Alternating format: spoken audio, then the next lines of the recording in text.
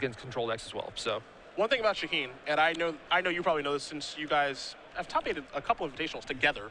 Yeah.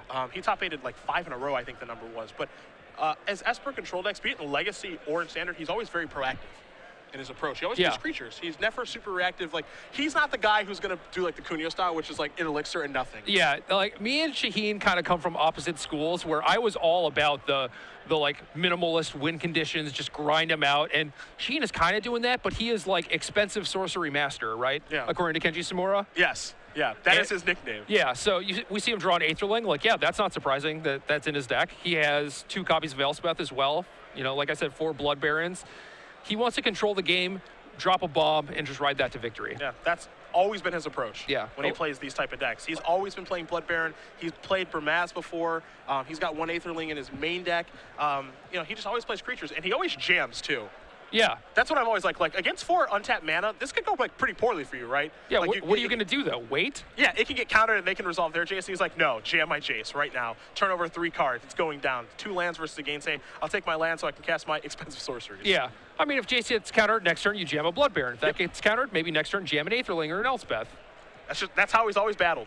Looks like Shaheen has to discard. He's going to discard Attention Sphere and pass the turn back over to Meier, who will draw a card here. Now, Meier's got 5 mana. He's got an Archangel of Thune, so he's taking a proactive approach as well. Yeah, and that's interesting. Like, not really a card you see a lot of people side in these mirror matches, but there is a lot of value to waiting until game 3. Your opponent sees that you have very few creatures, if any. Almost certainly all the removal's gone. You even saw Shaheen discard a Detention Sphere, which could potentially answer that Angel.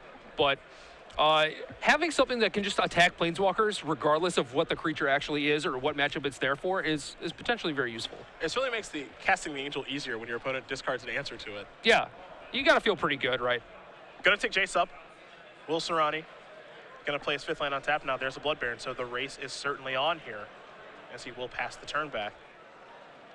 And you can see Shaheen's hand. He's got a negate over there, so he's got a little bit of reactive permission, but he also has an Elspeth and he has an Aetherling in his hand as well that he can work his way towards. But players are playing creatures now, and they'll be getting into the red zone as Meier's going to play his 6th land. It will be a Plains. This is 6 mana. This maybe be an Elspeth. It is. That's going to tick down. That'll take care of the Blood Baron, and now Jace will take a little bit of damage there. Of course, the Coverstone effect makes it so that Archangel is a 2-power attacker. Jace will not die, however. And now a little bit of life gain. That'll trigger and pass the turn back. Yeah, things worked out pretty well for Josh. Like, Shaheen took the shields down for a couple turns, allowed him to resolve an Elspeth. He got to Elspeth away the Blood Baron before his Angel grew to 4 power.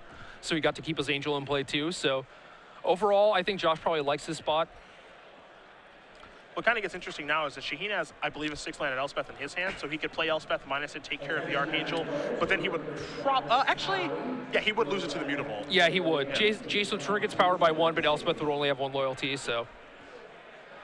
So he's actually got some thinking to do. He's probably in a situation he wasn't prepared for, which is my opponent has like a creature. Yeah. And is being proactive. My opponent is jamming, just like I am. How do I deal with this?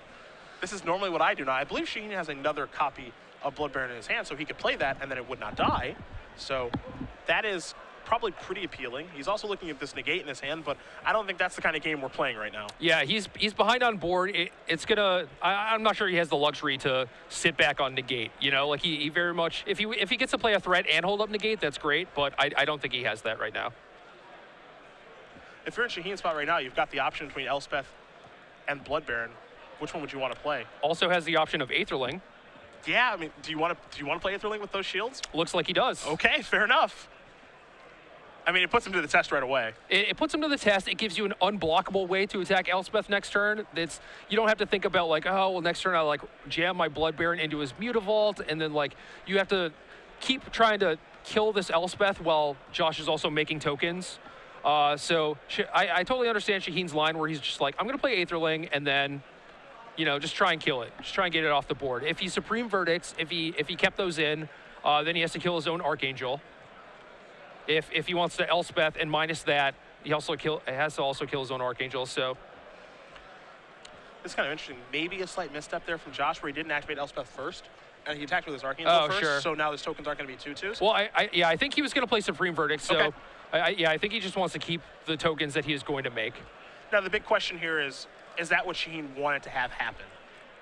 You know, did he play Aetherling and decide that, one, I'm going to play it and hope you don't have an answer, or was it, I'm going to play it, and if you have a Supreme Verdict, I'm okay with that exchange, and then I think that I can beat this Elspeth plus the soldier tokens?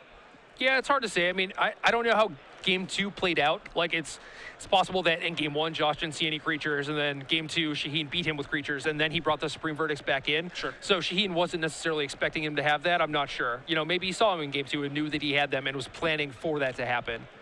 What's also kind of interesting, too, is that, yeah, he can play this Elspeth, hope that his opponent doesn't have Dissolve or Negate or any sort of reactive permission, and his Elspeth will actually be climbing faster than the opponent's. Yeah. And that might be a big deal here because we have seen, you know, the Elspeth race is a very real thing in this situation. Shaheen's at 5 and Meier's is at 2.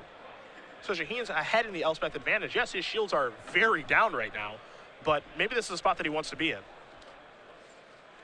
Yeah, I don't know. I mean, there is certainly a lot of merit to just being the first one with an emblem, right? Mm-hmm. And you see Shaheen also has another Elspeth, so maybe by the time he gets to have an emblem, he'll have another couple lands, we'll be able to play Elspeth with Negate open, and then he'll be able to have an emblem and start making more soldiers, and it'll be very tough for Josh to win through that. Mutavaults are getting fired up and coming into the red zone, so we'll see how Soorani does want to block here. He looks like he has some interest in maybe double blocking a Mutavault in this situation, but he will consult his hand first. But it looks like Josh is going after Elspeth here, so she needs to balance about how he wants to kind of do things now. Yeah, do you want to trade with a Mutavault and then trade with a token, let Elspeth go down to 1? Now Josh is ahead in the Elspeth war. There's also some merit to just like chump blocking the Mutavaults and blocking a token. And then your Elspeth takes like the minimal amount of damage. You get to untap, play Blood Baron, and Josh can basically no longer attack your Elspeth. He would have to minus his Elspeth, and actually it would leave to get Blood Baron off Right. the table. So Josh does up it, so he should have 4 soldier tokens total. So we do, actually, excuse me, 5. So we have the appropriate amount out here. 2 are tapped, but. Yep. So Shaheen is going to activate his Elspeth. Plays an Hallowed Fountain untapped, take a little bit of damage. And this could be the turn that you talked about, which is a threat plus negate up. Yeah. And I mean, we saw last turn the shields were down and Josh didn't commit to his board. He was kind of forced into attacking with those Mutavaults to try and get ahead in the Elspeth war. But now he might have to take down Elspeth, and if that happens, Shaheen may lose his Elspeth, but he might be happy about that. So it looks like it's going to be a spell. It's a spell that's uncounterable. So Josh wants to be careful how he wants to tap those lands. That's key because he probably wants to fire Mutavault to take care of that Elspeth. So these verdicts that he maybe took out and brought back in have been very good. Yeah.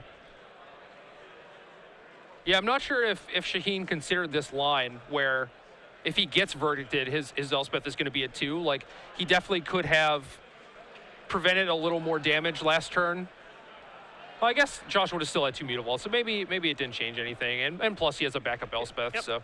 With negate backup as well. Right. So now we're back into like the Elspeth sub game where Shaheen's is still ahead. He's at 5, Josh is at 4. So you have to imagine Shaheen still kind of likes his positioning here. Josh does have that Mutavault, though, which kind of changes things. Yep.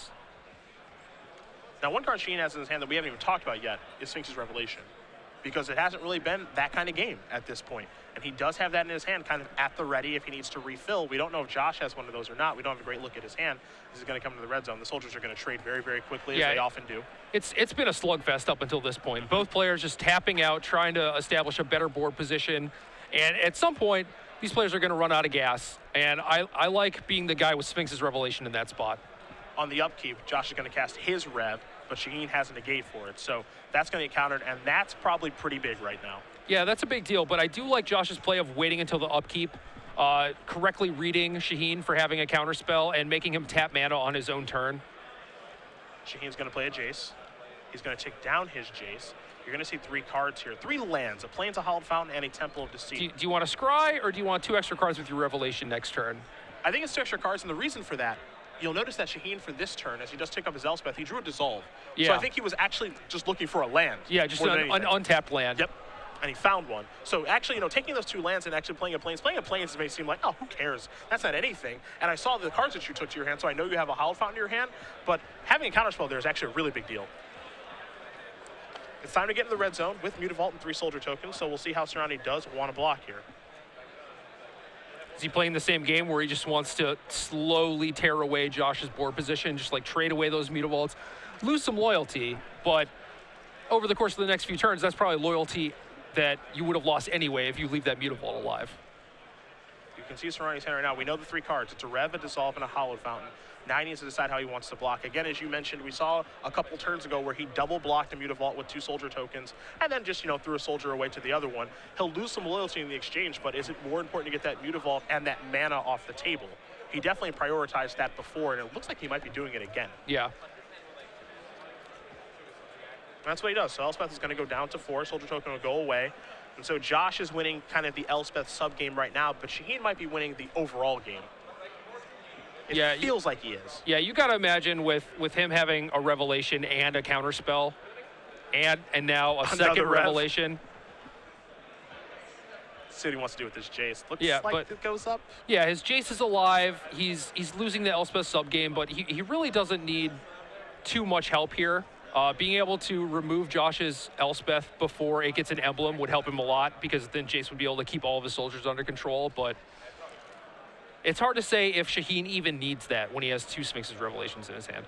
And we saw a Sphere that he discarded early in the game, so you have to imagine that he has more of those. Yeah. To draw to get that Elspeth off the table. Yeah. It would take care of his Elspeth. It would, but I think if you are able to Revelation for something like 8 cards and you have to use a Detention Sphere that gets rid of your own Elspeth to get rid of your opponents, that is a fine trade to make.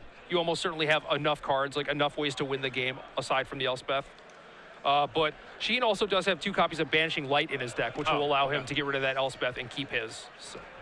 There's an Elixir. And now here is a Rev. You see Shaheen is only going to do this for 4, leaving a Dissolve available.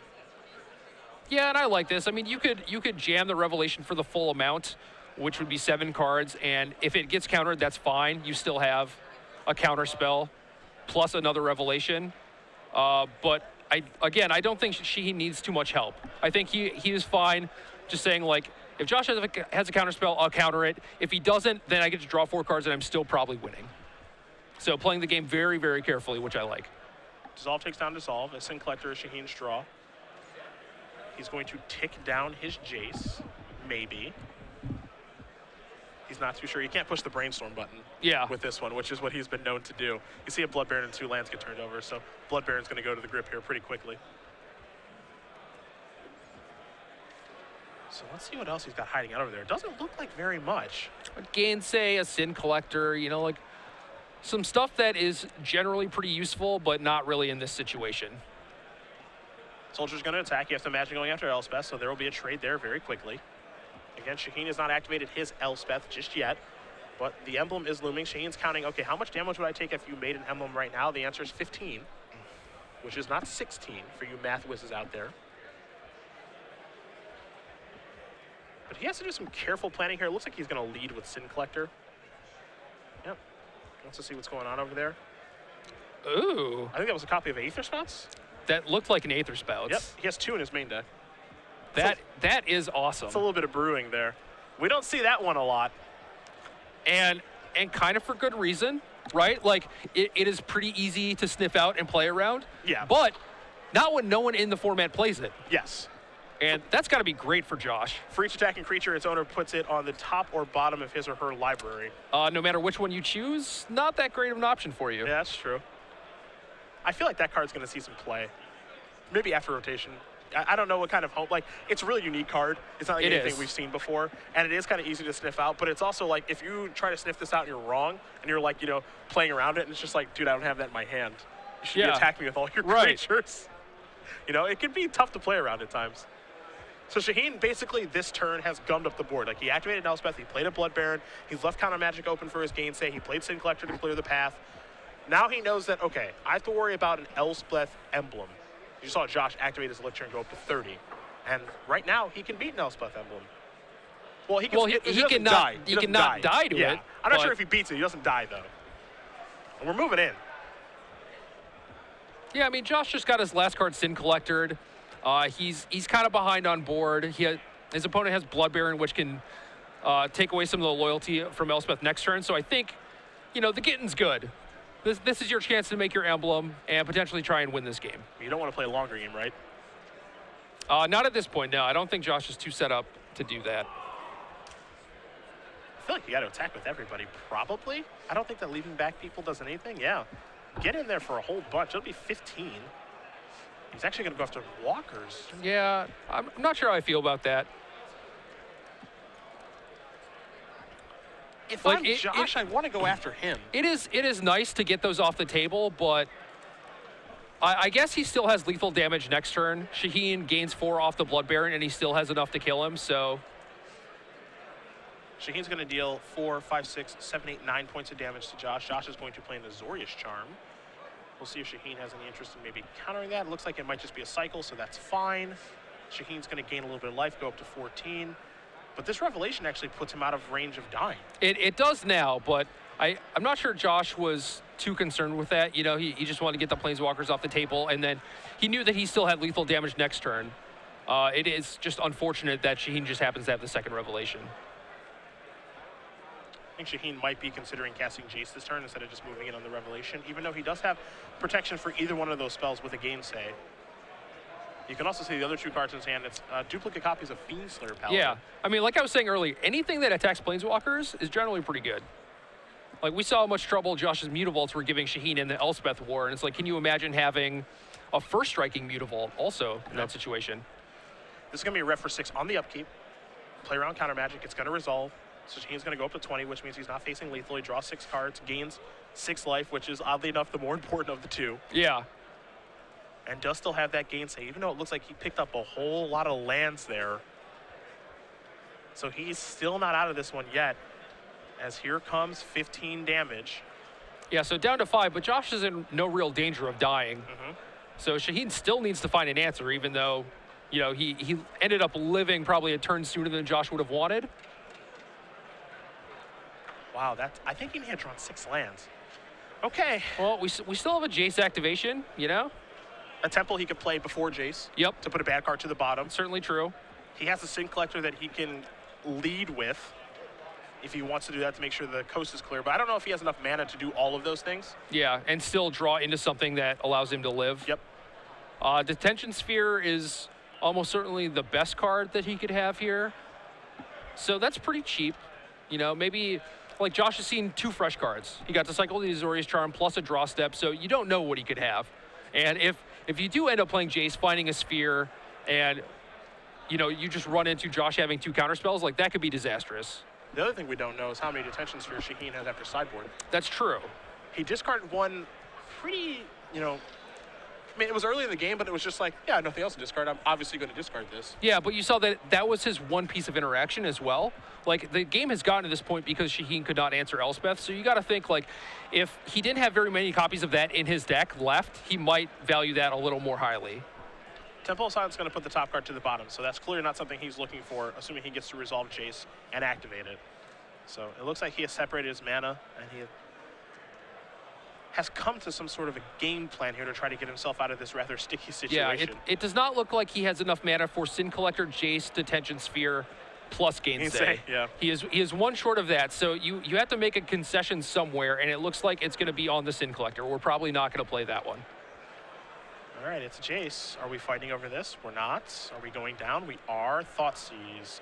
Mutavault, Thoughtseize. Those aren't Detention Spheres. Yeah, those are not any help to the current predicament. Those are going to go to the bottom. This is a Sin Collector to clear the path. Take a look. Supreme Verdict is the card that's taken. It's a Plains. So he didn't draw anything of relevance. Here's an attack for 4, 5, 6, 7, 8, 9.